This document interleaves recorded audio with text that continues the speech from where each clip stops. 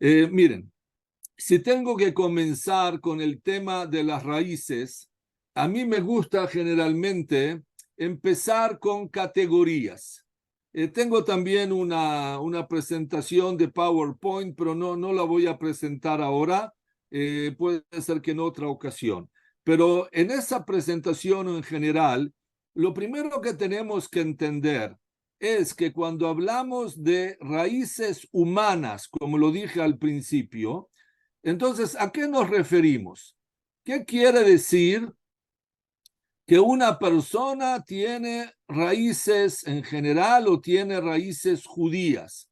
¿Qué quiere decir? Quiere decir de que en este caso o sea, una persona tiene ascendencia judía, tiene descendencia judía. Quiere decir que una persona, por ejemplo, tiene sangre judía, genética judía. ¿Qué quiere decir tener raíces judías? Sangre judía. Ustedes saben que en Portugal, hace algunos años se publicó una investigación que el 20% de la población en Portugal tiene sangre judía. Es algo que lo pueden encontrar en Google, en Internet. 20% tiene sangre judía. Claro, no recuerdo ahora cuántos habitantes hay en Portugal, pero es lógico, porque como dijo anteriormente el señor Esteban, en realidad en Portugal, a diferencia de España, de Sefarad, ¿verdad? Los judíos no fueron expulsados de Portugal. En España hubo la expulsión de España, pero en Portugal fue la conversión forzada de los judíos. Y sí, los judíos eran bautizados en las calles prácticamente, y los judíos siguieron viviendo en Portugal sin ser expulsados. Quiere decir que en Portugal hay más porcentaje de sangre judía que en España, porque en España un gran porcentaje de judíos fue expulsado. Después voy a regresar a España y a Sefarad. Entonces, en Portugal hay sangre judía de hace 500 años atrás. Entonces yo pregunto, tener raíces judías en Portugal, ¿qué significa? ¿Tener sangre judía? ¿Tener genética judía? Esa es una opción, ¿verdad? La segunda opción es que cuando hablamos de raíces, hablamos no solamente de tener la misma sangre que la persona que me engendró o me dio a nacer o me dio a luz, sino que la segunda posibilidad es tener raíces judías, quiere decir continuar el mismo camino de fe y de identidad que tuvieron mis ancestros. Esa es una segunda categoría. Entonces puede ser sangre judía y puede ser identidad judía. Les voy a dar un ejemplo para, creo que eso nos puede aclarar. Nuevamente, perdón que pregunte, señor Esteban, por información, o sea, la mayoría de la gente que está participando tiene estudios bíblicos también, ¿verdad? No, En parte, en parte. en Bueno, parte, sí, bueno, son gente que es la mayoría de católicos, al menos ok, sí practicantes, pero la mayoría perfecto. católicos, sí. Justamente los católicos en muchos casos estudian la Biblia y la saben mejor que los judíos. Está muy bien. Está perfecto. Miren, les voy a dar un ejemplo, pero es un ejemplo clásico. Creo que va a ser claro lo que quiero explicarles. Cuando hablamos del relato bíblico, el relato como nosotros decimos en la Torá, ¿verdad? En Bereshit, en Génesis. Ustedes recuerdan que en Génesis Abraham tuvo dos hijos. Abraham tuvo a Isaac, y a Ismael. Ismael, ¿verdad? Dos hijos. Ahora yo les pregunto a ustedes, ¿qué diferencia había entre los dos hijos de Abraham? Los dos hijos, podemos decir, son su descendencia. Los dos.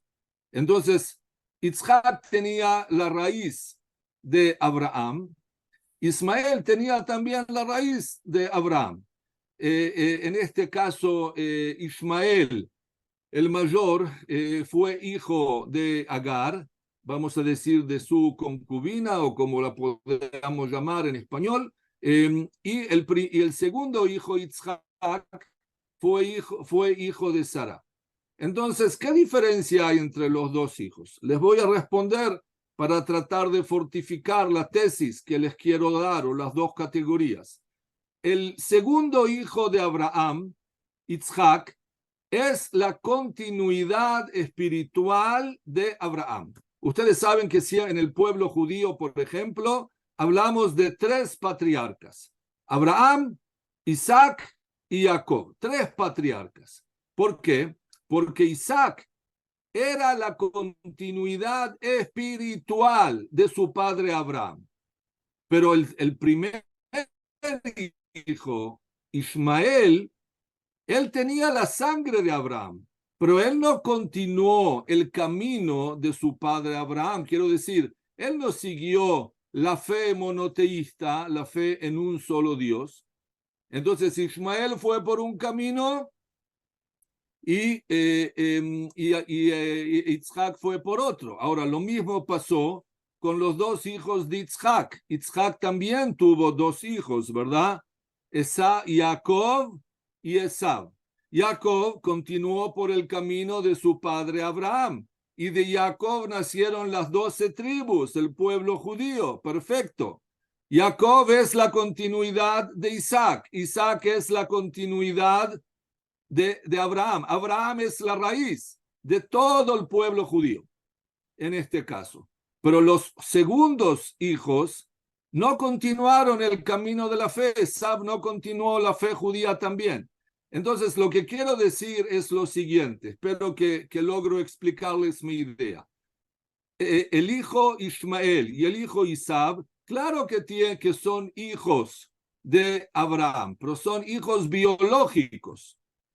Y a diferencia de ellos, Isaac y Jacob son hijos espirituales, porque continuaron el camino espiritual del monoteísmo para toda la humanidad y para el pueblo de Israel.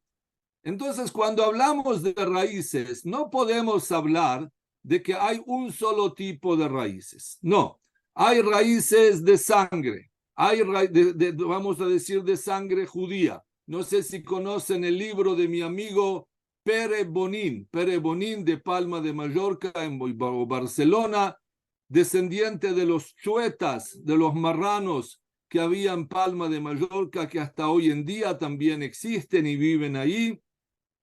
Y el escritor Pere Bonin escribió un libro que se llama Sangre Judía, explicando que a veces las raíces de las personas están no en el camino espiritual de los padres, abuelos, sino en la sangre.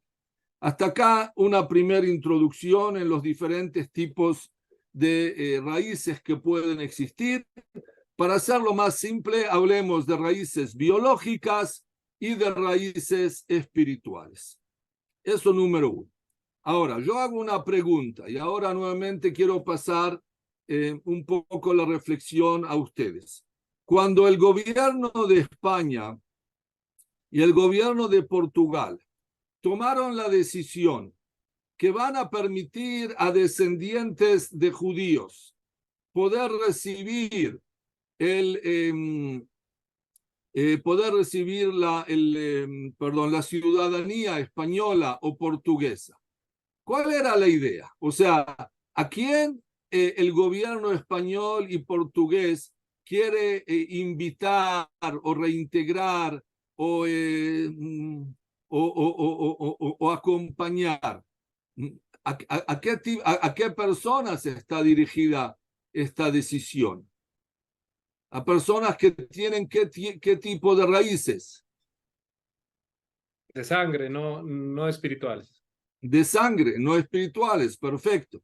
Es justamente lo que quiero tratar de demostrar, y a veces yo mismo me sorprendo por la decisión de los gobiernos, que por un lado me parece excelente, porque esto genera un movimiento emigratorio tanto en el pueblo judío como en otros pueblos y religiones también.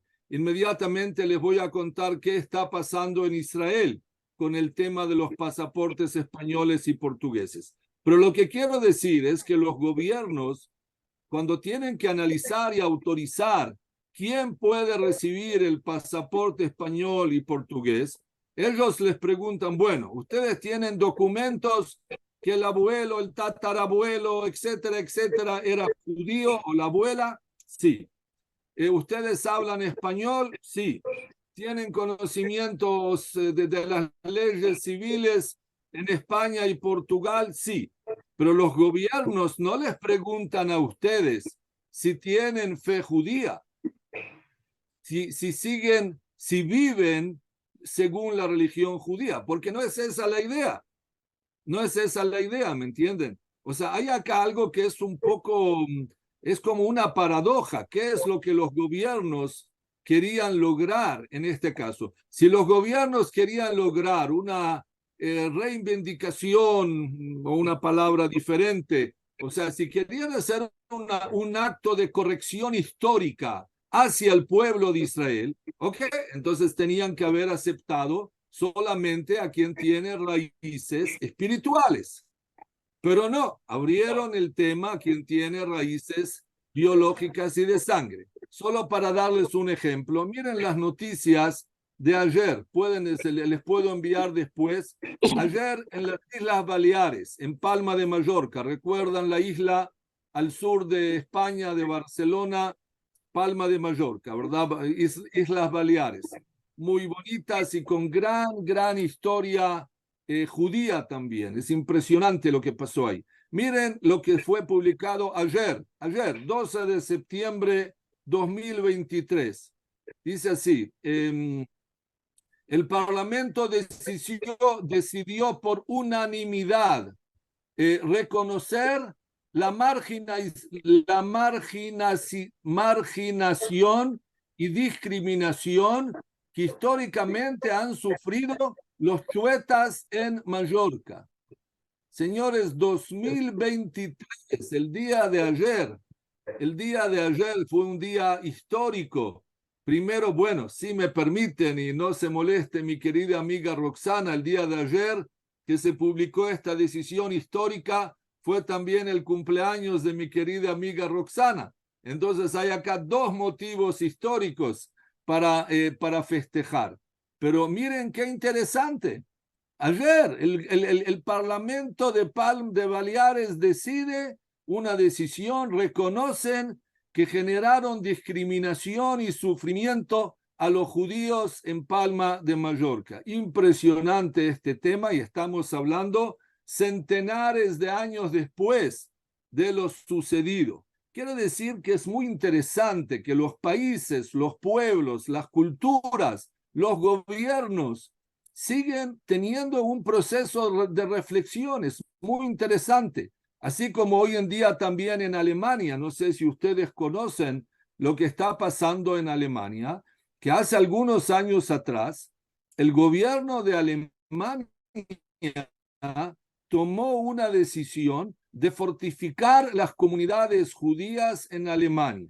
O sea, Alemania, el país que generó indudablemente el tema de la Shoah, del holocausto, de la muerte de millones de judíos, y no solamente judíos, también de otros pueblos y religiones, tomó la decisión que quieren invitar y dar visas a judíos, algo muy similar a lo que está pasando o pasó en España y Portugal. Hasta hace 20 años atrás, 25 más exactamente, vivían en Alemania, vivían 20.000 judíos. Y hoy en día viven en Alemania 250.000 judíos. Llegaron en 20 años más de 200.000 judíos, especialmente de Rusia y de Ucrania, porque el gobierno alemán abrió las puertas a judíos de esos países, aquellos que tienen raíces judías, raíces espirituales en este caso, para que vengan a fortificar la vida judía en Alemania. Algo sumamente sorprendente. O sea que es bastante común que los países y los gobiernos hasta hoy en día están en un proceso, vamos a llamarlo, de reflexión de lo que sucede. Entonces, hasta acá una primera introducción sobre el tema de categorías en el tema de las raíces judías y cómo los gobiernos, algunos gobiernos eligen invitar a personas que tienen raíces biológicas de sangre judía, como España y Portugal, y otros gobiernos como Alemania eligen invitar a personas que tienen raíces judías, pero también espirituales o culturales, de identidad, como se puedan llamar en este caso. Perdón que les pregunto nuevamente, porque como profesor también tengo que hacerlo. Esta primera diferencia entre las categorías y ejemplos está clara. Sí, clarísima. Sí, está claro. Bien. Ok, permítanme contarles ahora una anécdota de ayer. O sea, una anécdota que me sucedió ayer y luego quiero pasar al tema de Sefarad. Ayer tuve un encuentro por Zoom con un amigo que hoy en día vive en Panamá, Claudio. Claudio es un empresario que el origen de su familia está en Curazao. ¿Conocen la isla de Curazao en el Caribe? Primero, bueno, una isla muy bonita. Creo que tengo que sugerir acá a los compañeros Esteban y Mauricio organizar todo un paseo organizado acá a todos los compañeros y compañeras a la isla de Curazao. Es muy interesante la historia y es un lugar muy bonito en el Caribe. Pero ¿por qué les menciono esto? Porque mi amigo Claudio vive en Panamá, pero originalmente su familia es de Curazao. Y él decidió que quiere hacer una película sobre la historia de los judíos de Curazao, en esa isla del Caribe tan hermosa y tan bonita que, perdón, hasta hoy en día la población en realidad sigue siendo también población que en este caso que llegó todavía como en otros países, como de Jamaica, que llegaron de África, pero sigue siendo una colonia holandesa hasta hoy en día Curazao.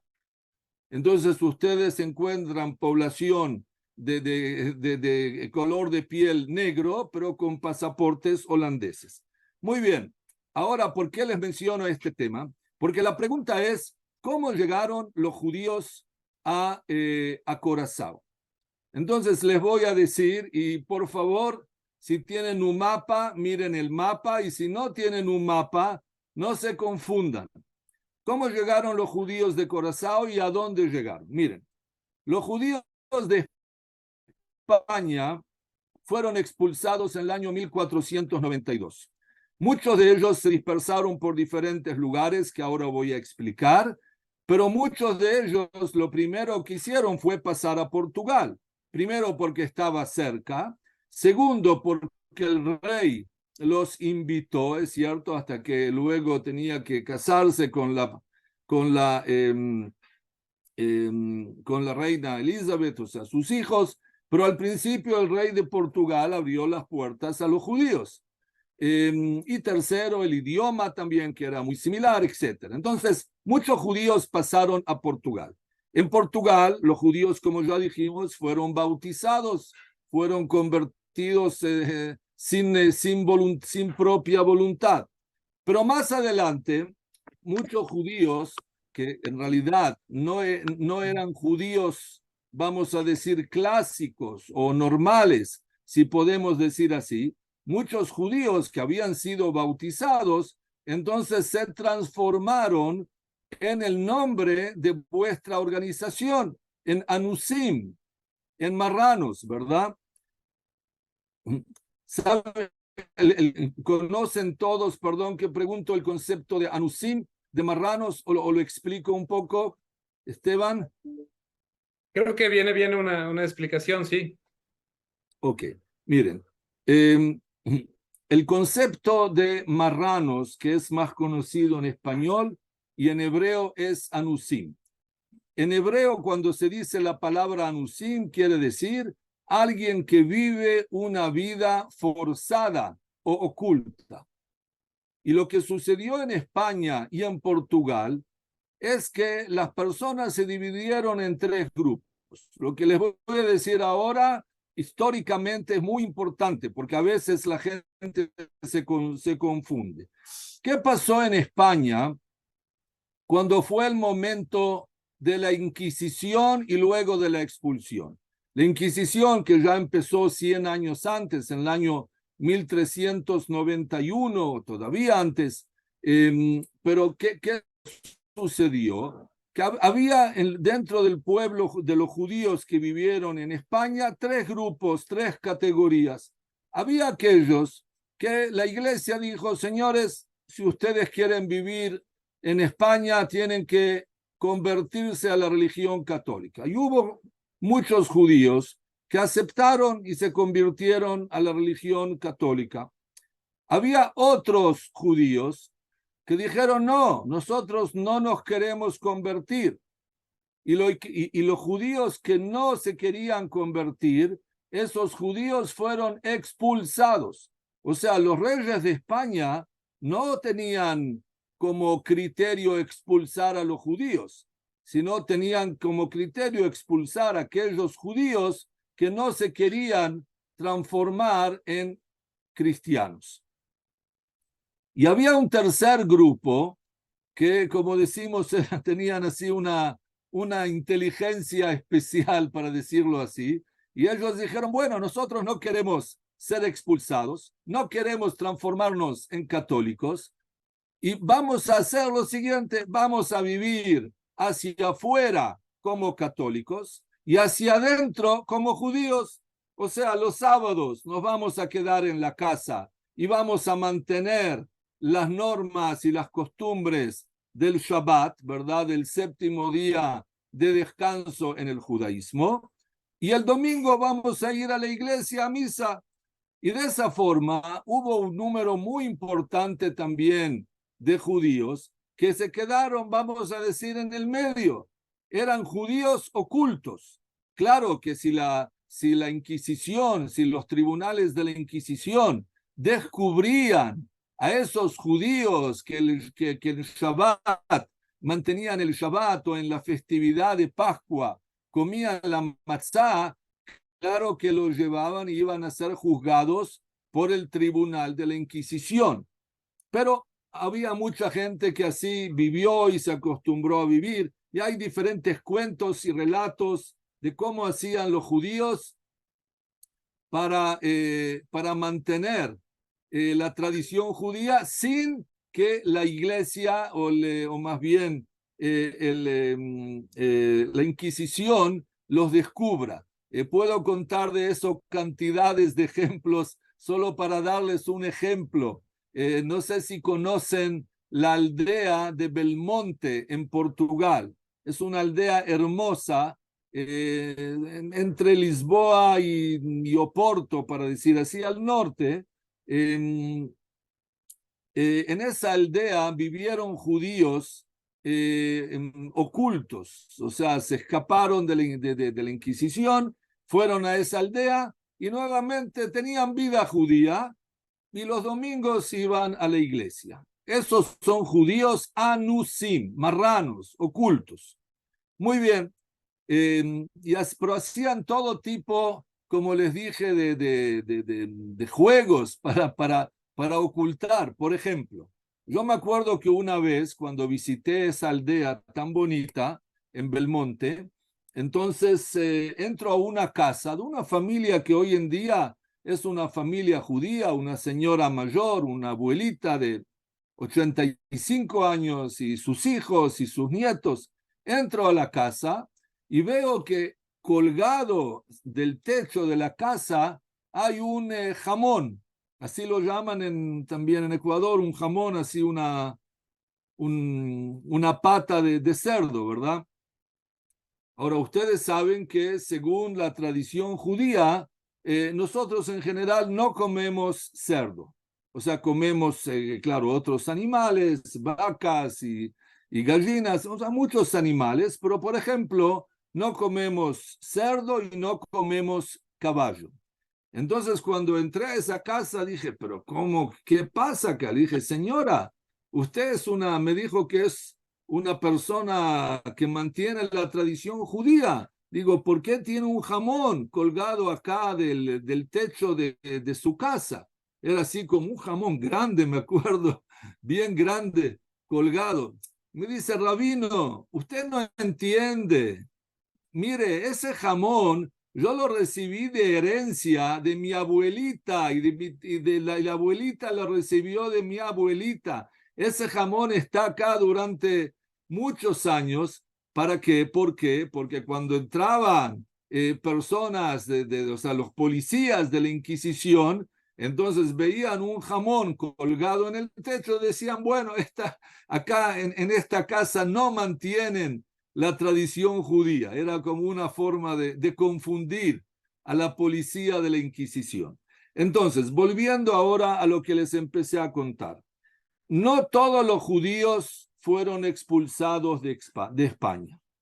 Los que fueron expulsados de España es o porque no se convirtieron en católicos, perdón, los que se quedaron en España, más simple, los que se quedaron en España es aquellos que se convirtieron en católicos o aquellos que eran marranos, anusim, judíos ocultos y tenían una doble vida, vamos a decir, de religión, una doble religión. Claro que ese tema no se pudo mantener durante muchas generaciones. O sea, tener así una doble vida, mantener la religión judía por un lado y la religión católica por el otro, eso es algo que se puede mantener una generación, dos, tres, pero después ese tema desapareció. Bien, ahora vuelvo al cuento que les estaba contando de mi amigo Claudio. Entonces, ¿qué sucedió? ¿Cómo llegaron los judíos a Curazao? De la siguiente manera, los judíos que fueron expulsados de España, parte de ellos, fueron a Portugal. Se convirtieron en Portugal y muchos de ellos eran marranos, porque los convirtieron a la fuerza. Luego, en el siglo XVII, XVIII, muchos judíos pasaron a vivir de Portugal a Holanda, a Ámsterdam, porque a diferencia de Portugal, que era un país católico, Holanda era un país protestante. Entonces había mucho más libertad de culto en Holanda. Muchos judíos pasaron de Portugal a Holanda. Muy bien, los judíos vivieron en Holanda. ¿Ustedes saben qué idioma hablaban los judíos en Holanda? ¿En qué idioma rezaban? ¿En qué idioma estaban los libros de los judíos en Holanda? En portugués, porque los judíos en Holanda sentían que tenían raíces en Portugal. Más adelante, los judíos que estaban en Holanda, cuando Holanda conquistó la zona del Caribe y el norte de Brasil, no sé si recuerdan en el mapa, el norte de Brasil es la zona de Recife. Holanda en el siglo XVII, 1670 aproximadamente, 1670, conquistó toda esa zona. ¿Qué hicieron los judíos de Holanda? Empezaron a salir de Holanda y pasaron a Brasil, a Recife, porque ahí era la nueva zona comercial, el nuevo mundo comercial estaba en esa zona. Más adelante, Portugal volvió a conquistar el norte de Brasil, Arrecife. ¿Qué hicieron los judíos? Dijeron, pero ¿cómo? Llegamos a Brasil porque nos escapamos de Portugal y ahora vuelven los portugueses a Brasil. No, se siguieron escapando. ¿Y a dónde se escaparon? A Curazao. y de Curazao llegaron a New Amsterdam. New Amsterdam es la ciudad que hoy se llama Nueva York. Entonces, lo que les estoy diciendo ahora es un scoop impresionante. ¿Saben quiénes fueron los primeros judíos que poblaron la ciudad de Nueva York e inclusive participaron físicamente y con dinero en la revolución antes de la guerra civil, para la independencia de Estados Unidos? Eran judíos de Sefarad, de España a Portugal, de Portugal a Holanda, de Holanda a Recife, Brasil, de Brasil a Curazao, de Curazao a New Amsterdam, Nueva York. Impresionante todo el movimiento emigratorio. Y lo interesante, y con esto termino la primera parte, lo interesante es que siempre los judíos sentían raíces que los apegaban a los diferentes lugares donde vivieron. ¿Por qué mi amigo Claudio de Panamá, un empresario, quiere hacer una película sobre su familia en Curazao? Él no nació en Curazao, él nació en Panamá, pero él siente un apego, él siente que tiene raíces en Curazao. Y él siente que tiene raíces en Holanda, en la sinagoga de Ámsterdam en Holanda. Y él siente que tiene raíces en New Amsterdam, en Nueva York. O sea que nosotros también, o sea, quiero decir nosotros, tanto el ser humano en general, como los judíos y los no judíos, tenemos una necesidad de buscar nuestras raíces, de mantener nuestras raíces. Les voy a contar otro cuento que me parece que es impresionante. Hace algunos años visité la comunidad judía de Salónica. No sé si dicen Salónica o Saloniki, como ustedes lo pronuncian, pero como dicen generalmente. Salónica. Salónica, perfecto. La comunidad de Salónica en Grecia, también una ciudad hermosa, fue una comunidad muy grande, de 100.000 judíos, y lamentablemente, y ahora todos los judíos en Salónica eran sefaradíes, eran de Sefarad, de España, y lamentablemente durante la Shoah, el Holocausto, los nazis llevaron a los judíos de Salónica, 100.000 judíos, a campos de concentración. Todos los judíos que fueron llevados de Salónica eran sefaradim, españoles originalmente, no eran de Europa Central, de Alemania, de Polonia. Claro que en Polonia murieron más de 3 millones de judíos de Polonia, fueron asesinados en campos de concentración. Pero lo que les estoy diciendo ahora también no es muy conocido, que también judíos de Sefarad, de España, que habían sido expulsados de España hace mucho tiempo atrás, fueron llevados también a campos de concentración, y de 100.000 judíos, 97.000 fueron asesinados en campos de concentración. ¿Por qué les cuento esto?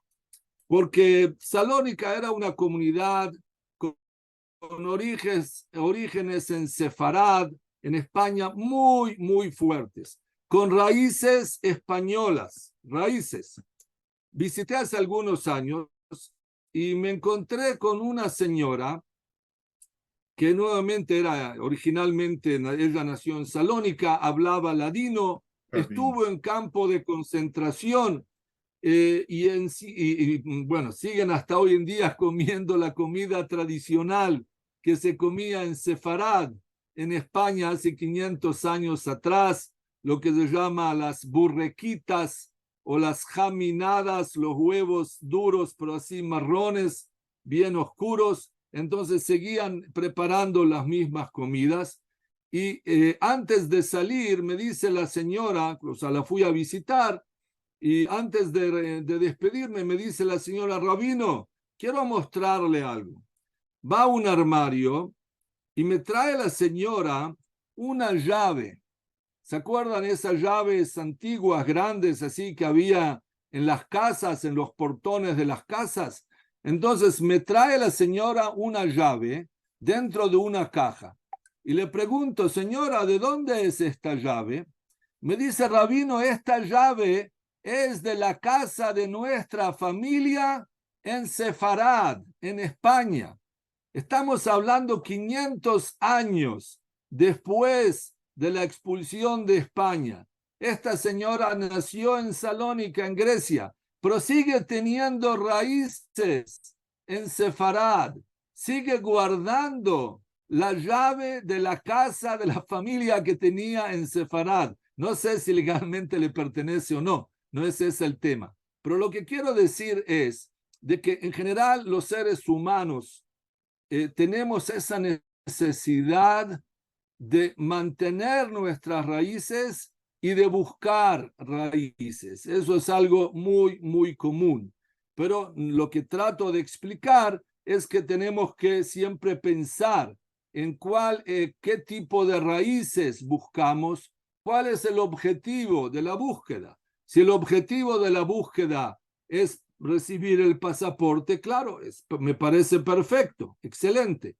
Pero ese es un tipo de raíces. Si la búsqueda de raíces tiene un motivo más familiar, para decir así, o sentimental, o cultural, o espiritual, eso es algo diferente. Entonces, para resumir hasta acá, búsqueda de raíces, sí, es muy necesario, pero siempre tenemos que definir el objetivo de la búsqueda. Hasta acá una primera exposición.